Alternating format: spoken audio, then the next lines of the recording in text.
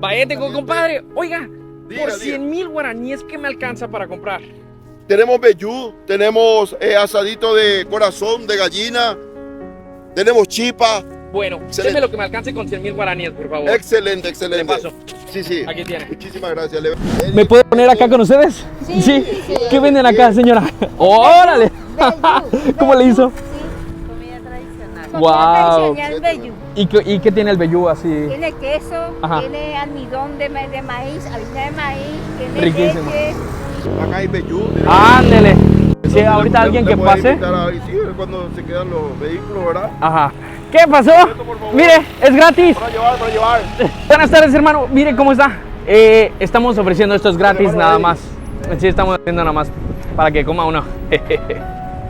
Ahí está. Bellucito. Buenas, compadre. Mire, estamos ofreciendo esto, estamos regalándolo para ustedes que están trabajando Para que duro. puedan- Sí, sí, un vellú y una. Ah, qué bueno. Uno Ahí está. Nos vemos. para tu mamá. Amén.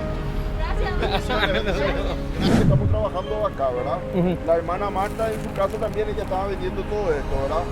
Pasa que Adiós. Mi nombre es Eddie y esto es El Arte del Nómada y síganme los que no me siguen.